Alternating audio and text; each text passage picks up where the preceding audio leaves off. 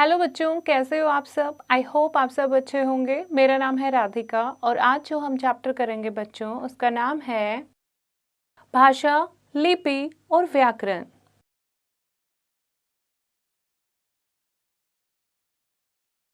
सबसे पहले हम पढ़ते हैं भाषा के बारे में। भाषा शब्द की उत्पत्ति भाष धातु से हुई है, जिसका अर्थ है बच्चों बोलना। भाषा के द्वारा हम एक दूसरे को अपने मन की बातें बताते हैं। देखिए, पढ़िए और समझिए। माँ, मैं कक्षा में प्रथम आया हूँ। शाबाश विमल, मैं बहुत खुश हूँ। मैं रुपए मंगाने के लिए पत्र लिख रहा हूँ। मैं मनीष को तुरंत पैसे भेज देता हूँ।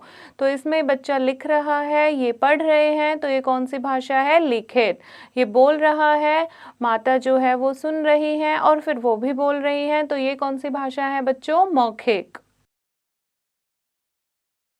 तो भाषा के दो रूप होते हैं, मौखिक और लिखित, जिसमें आप बोलकर और सुनकर अपनी बातों को समझाते और दूसरों की बातों को समझते हो, वो मौखिक भाषा होती है। और दूसरे चित्र में बेटे ने अपनी बात लिखकर अपने पिताजी को बताई और पिताजी ने उसकी बात पढ़कर समझी, तो ये कौन सी भाषा है बच्चों? लिखित।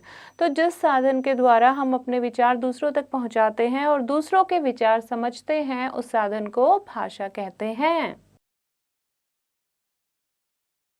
उसके बाद बच्चों पढ़ चुके हो आप, भाषा के दो रूप होते हैं, मौखिक और लिखित। मौखिक अर्थात मुख से बोलना, कानों से सुनना, जैसे बातचीत करना, गाना सुनना और भाषण देना, ये भाषा का कौन सा रूप है? मौखिक। उसके बाद है बच्चों लिखित भाषा, जिसमें हम पढ़कर और लिखकर बातों को समझाते और समझते हैं, वो लिखित भाषा होती है। यह बच्चा प्राय विद्यालय से सीखता है। मौखिक हम अपने परिवार से ही सीख लेते हैं। लिखित भाषा के उदाहरण हैं जैसे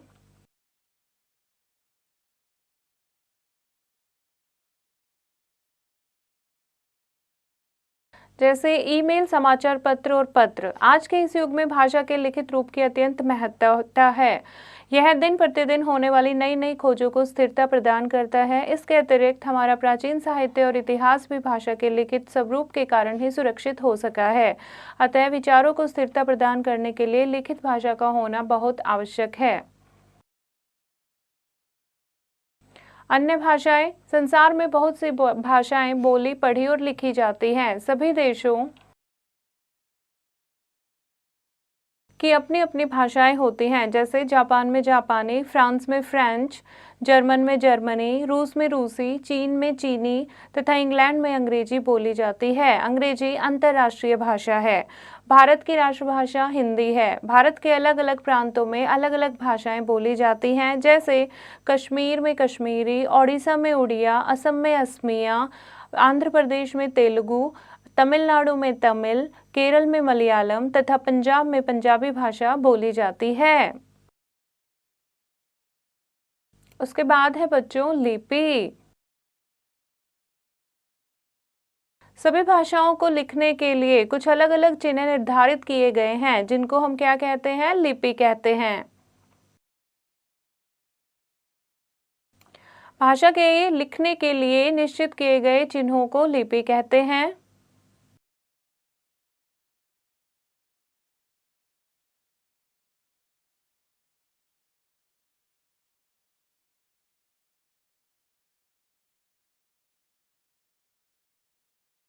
कुछ मुख्य भाषाएं और उनकी लिपियां, जैसे हिंदी भाषा की लिपि है बच्चों देवनागरी, मराठी देवनागरी, संस्कृत देवनागरी, असमिया देवनागरी, गुजराती देवनागरी। इन सभी भाषाओं की लिपि है देवनागरी।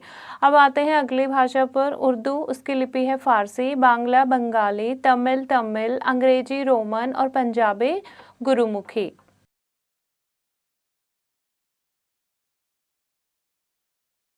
आगे है बच्चों व्याकरण। भाषा को किस तरीके से लिखना है, उसका सही रूप लिखने के लिए हमें कुछ ऐसे नियमों की जरूरत होती है, जिसे व्याकरण कहते हैं।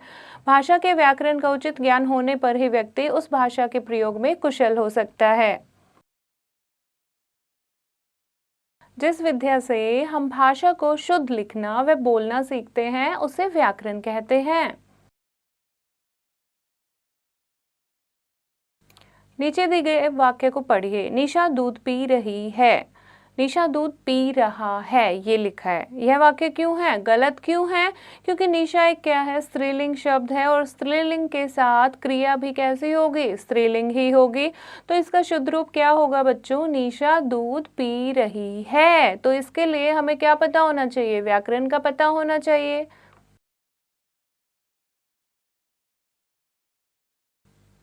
उसके बाद है बच्चों व्याकरण के अंग, जो कि 4 होते हैं। पहला है वर्ण विचार। इसके अंतर्गत वर्णों की बनावट, प्रकार, उत्पत्ति, उच्चारण, शब्द में उनके प्रयोग आदि का बोध किया जाता है। उसके बाद है शब्द विचार। इसके अंतर्गत शब्दों की बनावट, प्रकार, उत्पत्ति, उच्चारण को ध्यान में रखा जाता है। पद विचार में पद परिचय, प्रकार, उत्पत्ति और वाक्यों में उनका प्रयोग पढ़ोगे। और वाक्य विचार में बच्चों वाक्य परिचय, प्रकार, उनकी शुद्धता और गद्य या पद में उनका कैसे प्रयोग होना है, इसका बोध होता है। तो ये था आज का पाठ। अब पढ़ते हैं बच्चों कुछ समरणीय बिंदु। जिस साधन के द्वारा हम अपने विचारों को दूसरों तक पहुंचाते हैं और दूसरों के विचारों को समझते हैं, उस साधन को भाषा कहते हैं। भाषा के 2 रूप होते हैं, मौखिक और लिखित।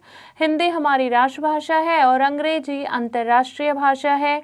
लिखने के लिए निश्चित किए गए चिन्हों को लिपि कहते हैं। व्याकरण वह विद्या है जिसके माध्यम से हम शुद्ध भाषा लिखना व बोलना सीखते हैं। आगे करते हैं इस पाठ के अभ्यास को। सही उत्तर वाले गोले को OMR शीट में भरिए। क, भाषा के 2 रूप होते हैं। कितने रूप होते हैं भाषा के? 2। तो ये है बच्चों OMR शीट। तो क में कौन सा आंसर है? 1। तो 1 को आप क्या करोगे? गोला करोगे। ठीक है, तो इस तरीके से आप भरते जाएंगे। ख, निम्नलिखित में से मौखिक भाषा का उदाहरण नहीं है। समाचार पत्र, ये क्या है? लिखित भाषा है, राइट। भाषा के किस रूप से अपने विचारों को बोलकर प्रकट किया जाता है? मौखिक। आगे बढ़ते हैं।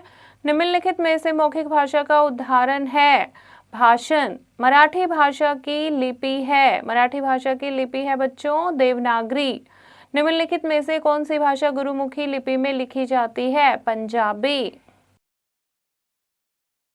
आगे है रिक्त स्थान भरो। क, हिंदी को डैश लिपि में लिखा जाता है। हिंदी भाषा की लिपि है देवनागरी। डैश अंतर्राष्ट्रीय भाषा है अंग्रेजी। हम अपनी बात दूसरों तक भाषा के द्वारा पहुंचा सकते हैं। अंग्रेजी भाषा की लिपि रोमन है और भाषा को लिखने के लिए निश्चित किए गए चिन्हों को लिपि कहते हैं। उसके बाद आपको सही मिलान करने हैं। आपको देश और राज्य के नाम दिए गए हैं और उसके साइड में आपको भाषा बताई गई है, जैसे कि इंग्लैंड, इंग्लैंड में कौन सी भाषा है? अंग्रेजी। रूस में कौन सी भाषा है? रूसी। गुजरात में गुजराती। तो इस तरीके से आप सही मिलान करेंगे। अगला है बच्चों निम्नलिखित के 3-3 उदाहरण लिखिए। मौखिक भाषा के उदाहरण लिखो आप, जैसे भाषण देना, रेडियो सुनना। तो इस तरीके से लिखित भाषा, समाचार पत्र पढ़ना और पत्र लिखना। ठीक है, तो ये लिखित भाषा में 3-3 और मौखिक में भी 3-3 उदाहरण आप लिखेंगे।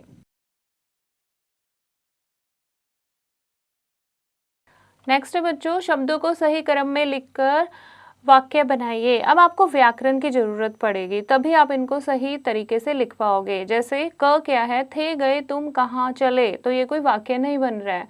आप कैसे बनाओगे इसको?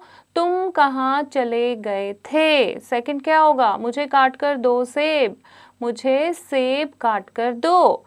है रही हो वर्षा। वर्षा हो रही है उड़ा, है रहा उड़ा पतंग अजय। अजय पतंग उड़ा रहा है। तो बच्चों ये था आज का पाठ। आशा करती हूँ आपको समझ आया होगा। इस पाठ को एक बार फिर से दोहराएंगे और अभ्यास को स्वयं करने का प्रयास करेंगे।